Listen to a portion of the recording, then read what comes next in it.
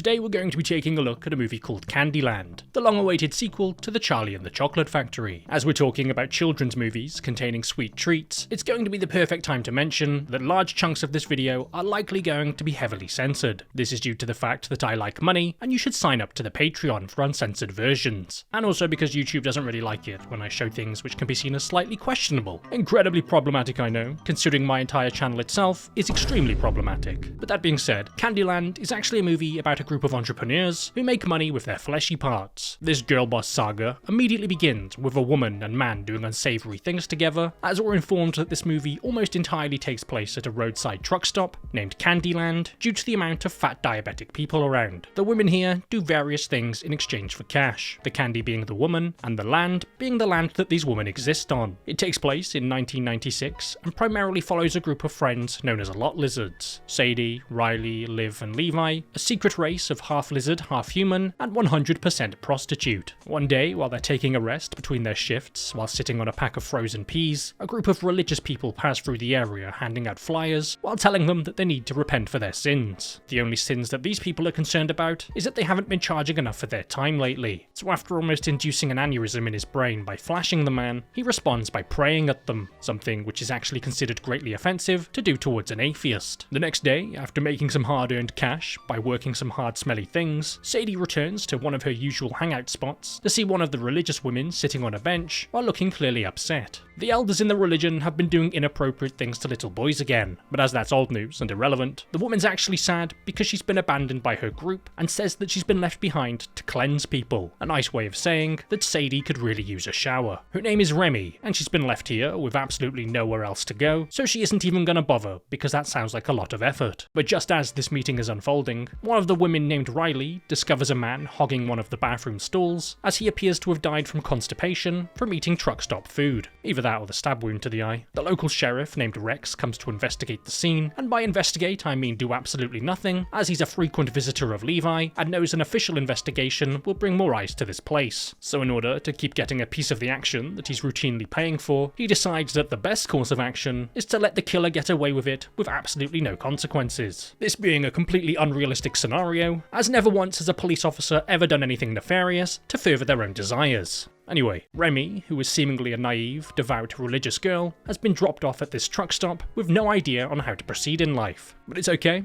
she's got an idea: become a prostitute. She's taken in by Sadie, and while sitting outside in the cold as she has one of her clients over in her motel room, Nora, the local madam, pimp, and opportunist, notices Remy sitting outside on her own. But what she actually notices sitting outside on her own is an opportunity for her to make some more cash. Nora makes a cut from every transaction that happens in this place, no matter the dirty hole that's used in the process, so it's entirely in her best interest to recruit new people into her operation, even if that's a new recruit who has no understanding of the outside world, away from their little cult.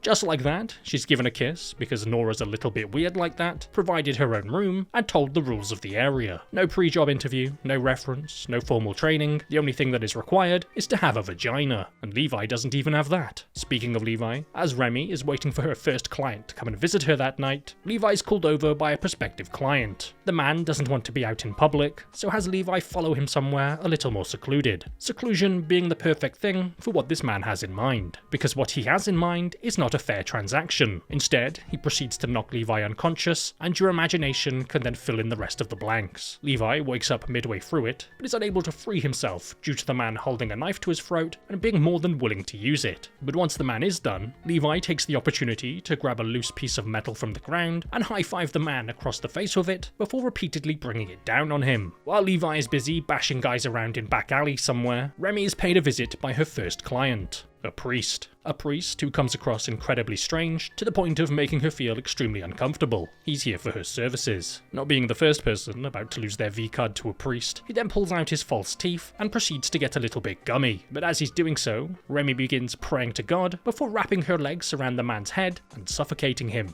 This is clearly something that wasn't done in the heat of the moment or anything like that, as once she's done, she looks down over the body and smiles at what she's accomplished. That scared, nervous person she was just pretending to be was just that. Pretend. She then covers his hands over his chest, just like the man who was discovered in the bathroom the other day, before pulling out a knife from a giant crucifix. She's about to start using it to see what priests are made of, but has to quickly hide him under the bed as the other girls have come over to wish her a happy V-Day. But the fun is short-lived as Levi returns to the motel and tells everyone what's just happened to him. Calling in their local expert at ignoring police work, they have Rex come over to help, but he seems far more bothered by the fact that Levi might be damaged goods now. And just like with the body in the restroom, Rex says that they're not going to call this in, and instead, he and Levi are going to deal with this together. But what he really means by this is that he's going to try and come on to Levi immediately after he's just been through an extremely horrific ordeal. Something that seems to offend Rex, when unsurprisingly, Levi isn't exactly in the mood. After a hard night of not doing police work, Rex leaves and everybody goes to sleep for a man from Remy's religious group showing up the next morning to see her, a man named Theo. He tells her that the beliefs she was taught by her mother were in fact wrong, and he actually has all the correct answers about their religion. Where have I heard that one before? Her supposed wrong beliefs that more than likely have something to do with all of the bodies that keep showing up with their arms crossed around here. Luckily for her, Rex isn't smart enough to figure out the man who Levi killed wasn't in fact the man responsible for the toilet death, so Remy has been left completely unchallenged to spread her religious beliefs. Remy believes that she's been put on this earth to cleanse the dissenters, but Theo believes they've been put on this earth to cleanse themselves before purposely leaving. And yes, purposely leaving, meaning exactly what you think it does. Like a tolerant religious person, Remy looks down on Theo for his beliefs and thinks that he's foolish for having them. He explains to her that it's almost time for he and the group to leave, and by leave, he means leave this plane of existence by ceasing to exist anymore. He wanted to come by to offer her a chance to come with them when it's time to happen, something that she tells him she'll think about. All the while, Dribblemouth has been laying under the bed, drooling all over the carpet. Now Remy's a working girl, she goes to see a man in his truck after being invited over. But after making it to him, she tries to actually back out of this as she's not comfortable with what he's asking for, only for him to try and grab her and to not let her leave. But luckily for Remy, she has the power of God on her side and responds with the pointy crucifix to the neck. After putting the love of Jesus into him and then doing it again because Mama didn't raise no quitter, she just kinda gets out of the truck and leaves him there to be easily discovered by literally anyone else in the area. A plot point that is never once mentioned ever again because that's just the type of movie we're watching. After going to wash her hands in the restroom, Liv comes in and sees the cruciblade, so Remy is forced to put the love of God deeply into her soul. And as another unfortunate woman happens to walk in as all of this is playing out, she too meets the same unfortunate fate by a tolerant religious person. Not exactly being deterred by the 3 people that she's just ended in quick succession, she decides to make it 4 after heading outside and being solicited by another man. But after making it to the car, she learns that the man has never actually done anything like this before and just wants some companionship. This gives Remy the ick, and because she loves Jesus so much, she sends the man up to go and see him early. Liv's body is then discovered, and I'm not sure about the others, because like I said, no one seems to really care about that, and for some reason, all of the people who are working in the area aren't taken in for questioning by the police, and the truck stop isn't locked down as an active crime scene. Instead, it's completely overlooked, as no one is really all that bothered, and life continues on like normal. Well, except for the people it didn't continue at all for. After a hard day's work of being a slightly unhinged woman with strange personal beliefs, Remy returns to her room to make the terrifying discovery of a boogeyman under the bed.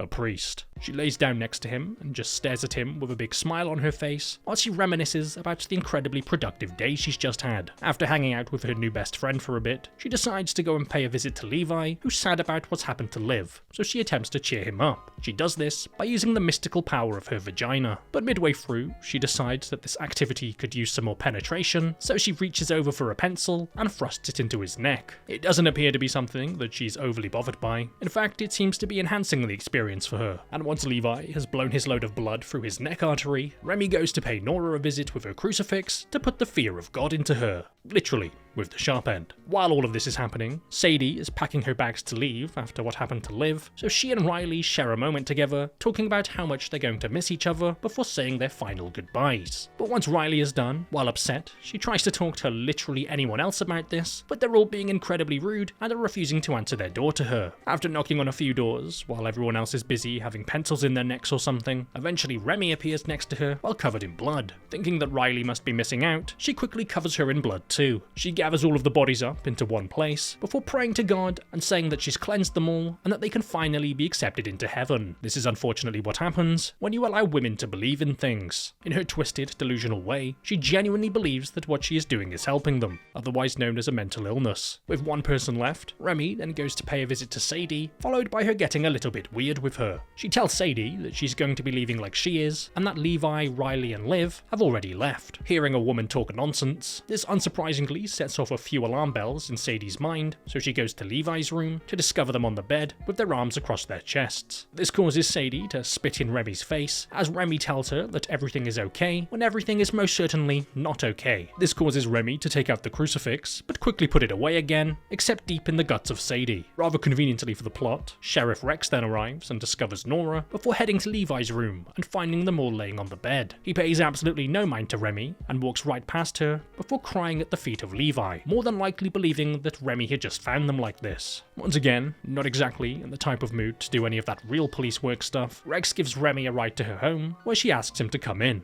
making the unfortunate mistake of going in the house of a crazy woman. While in there, Remy discovers that all of the people have already left without her, which causes Rex to pull out his gun on a bunch of dead people. Every door she opens reveals another room filled with people who are here, but not really here. Remy's incredibly upset by this, as Theo told her that they'll wait for her, and buying the next ticket is going to be really expensive. So in order to get away without having to do that, she instead decides to pull out the crucifix and feel the love of God inside of her. And like a true girl boss babe, Remy showed up, caused absolute chaos, and then peaced out.